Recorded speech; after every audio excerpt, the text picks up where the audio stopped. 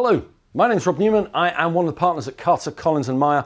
We are a firm of accountants in North Manchester looking after owner-managed and small businesses, landlords, CICs across Greater Manchester, Cheshire and Lancashire. Now today's video is one of the more technical ones. Don't worry, it's not massively technical. I'm not going to start producing flip charts of information or bore you too much with things, but it's one of those that is a little bit more niche and a little bit less accessible for most people until you need it. It's one of my favorite topics. It's how to exit a business. It's how about you go forward with your life and get out of the thing that you created. And it's currently one of the most tax efficient ways that you can do this. People don't give this thought until it's too late. And I often say, if you are in any form of partnership, even if that's in a limited company, if there's two or more of you in that business, you should have this talk regularly about how you're getting out of it, even if that's 10 years away. Because, you know, the old cliche is you don't walk into a room without knowing how to walk out of that room again. And many small businesses with 2 or 3 people in it don't have a plan for how they're going to leave in the future. Now, I have talked about exits before. It is on one of the other videos, and we have said a couple of different ways of doing it. But today's video is specifically about share buybacks. Now, what is a share buyback? A share buyback is where the company buys the shares of the individual and then cancels them.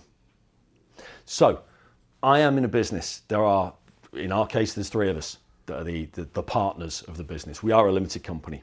I own a percentage of shares. The other 2 own a percentage of shares. I'm the oldest. This is our practical situation. Now, it's many years until I retire, but when I do, I'm likely to be the first one to go. And the options could be that they, as individuals, buy my shares from me and continue in trade, or more likely, the company itself buys the shares from me. A company is a separate legal identity. It has a birth certificate, a certificate of incorporation. It is a person in law, and it can do things in law. And one of the things it can do is buy its shares. Now, in order to do this, one of the key things that you've actually got to do is have a balance sheet with sufficient reserves to do that. Now, you can stage share buybacks. It is possible. You can do them in chunks, but it can have a big impact on the seller's tax situation. So let's keep it simple for the minute. It's going to happen in one go. The one person, it decides that they are leaving because they're dying, retiring, there's a dispute, something is happening, and often it's disputes. This is often the case where I get involved. I do a lot of forensic accounting work. I do a lot of things around that sort of space, dispute resolution being the posh term for it, and a person is going. So the company itself looks at its balance sheet, sees that it's got reserves. They're the figures at the bottom of the balance sheet that are going to be enough to pay the individual. And what it then has to do is it creates a contract. Lawyers do that bit. And it physically transacts the thing. It gives the person money on the behalf of the contract. It gets those shares. Having got those shares, it cancels them. It reduces the value of the balance sheet. The people left now own the company. Their value increases. Overall, they haven't gained anything because the person leaving has got sufficient. Now, what this practically means for those situations is the leaver has to have a realistic monetary value in their head. If they think that this business shares are worth 10 billion, but the company only has 1 million, they're not going to be able to get a deal. And the truth is, if the company only has 1 million, it's not going to be worth 10 billion. Again, that's often where someone like myself comes in, because we'll look at doing an official valuation. An official valuation being a methodology applied to what it is that they've got to set out why we believe a value is as it is. Now, ultimately, any value of anything is what someone else will pay you. And if no decision can be made on any of this, the whole business will either be closed down and distributed back out or put up for sale for a third party. And I have done plenty of that too.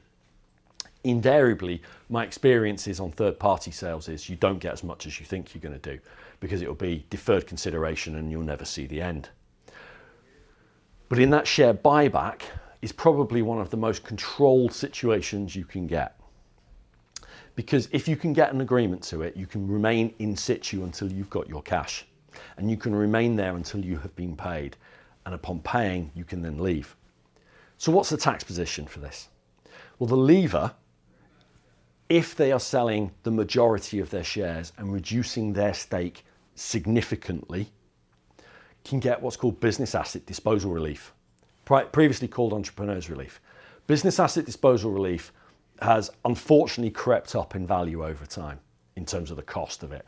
A couple of years ago, you'd pay 10% tax on whatever it was you received. Currently, at the time of filming, it's 14% tax, and from April 2026, it'll be 18% tax. But even at 18%, that's one of the lowest tax rates on a transaction on something that you're still going to get. If you think about what income tax is, if you think about what higher rate income tax is, even corporation tax nowadays, and 18% to exit a business fairly cleanly is a really attractive way of doing this. So I come up to retirement, I sit down with my partners, they want to continue, and we come up with a value, and we say that my share of this is worth, make my maths easy, £1 million. The business has £1 million, the reserves are showing it's £1 million. A lawyer writes a contract, produces lots of pieces of paper and files stuff at company's house. I get my £1 million. The remaining people keep the business and carry on into the future, and I would pay 18% of £1 million, £180,000 at this stage. The rest of it is now mine to do with as I see fit. That's some of the simplest ways to exit from a business. In order to do it though, in that way, you have to get what's called the capital treatment. And again, this is a piece of work for an accountant to do. Don't try and DIY this. We have to approach HMRC. We have to say to HMRC, this is what's going to happen. This is the lawyer's contract. This is the circumstances that are in place. And this is what we're proposing to do. Do you agree? Now, 9.9 times out of 10, HMRC write back and go, yep, we agree. You can have the capital treatment and get business asset disposal relief. 0.1 times out of 10, and it's happened recently, HMRC write back and say, no, we don't agree with this. We don't think this is what is actually happening. In which case you have to take a different route and do other different things. Have a look at my video on buying out a partner. That piece of work that the accountant's going to do will come with a fee. The fees in 2026 in the Northwest will vary from anything from £1,500 to £3,500 at independent firms of accountants. Between the lawyers and everything else, I'd count on the whole thing being something like £3,000 to £7,000 by the time you're done. But if you're paying 18% on £1 million transaction, that's still well worth doing. Because if you don't get that clearance and you don't get that tax rate thing, it's going to be treated as a dividend. And if you're talking of a higher rate dividend, you're going to be paying nearly 39% on this as opposed to 18. Now, a near 39% charge is significant. You're going to feel it a lot more than the 18. It's double effectively, it was more than double the rate of tax on this. So common mistakes that are often made in these: not getting that clearance, not getting the documentation in place, and the timing. Because as I've stressed a couple of times through this, you have to make sure that the company has enough reserves in situ to pay all in one go. Because if you don't, it's a different process. And it's a different process whereby you have to drip feed out the money. You have to have different documentation. It's going to be more complicated, and you may not get the capital treatment on it. Indeed, it's going to be even more likely that you don't, and HMRC disagree with how you're doing it. I do those. Accountants do offer this approach, and we do have ways of making sure that you can get capital treatment and pay the lowest rates of tax. Overall, this is quite a complicated process to do, but a very tax efficient one. And if you're looking at exiting that business, you've got a partner who's looking at exiting that business, take professional advice earlier. I would love to talk to you. I do a lot of this work, and I also support a lot of accountants in doing this work. So if you're another accountant watching this video, thinking about, I've got clients in this situation, reach out to me. My firm has a couple of CTAs. We often support other accountants in a range of tax planning opportunities. Both myself and my business partner Fiona look after a number of accountants. In so doing, accountants, if you're watching, we're quite happy to have a conversation with you free of charge about this or other tax subjects. Think of us as your independent free tax support. We can provide that to you in the way that you may pay others. We're happy to have that conversation simply so that we build a relationship with you, because in the future we know you might have one of these every 5 years and you'll send it to us. If you're watching this directly as a client, please do have a chat with us earlier. The earlier you plan this, the better it is, because the whole process can take some time, and it's also better to know the effort, energy and cost that are involved. So my name's Rob Newman.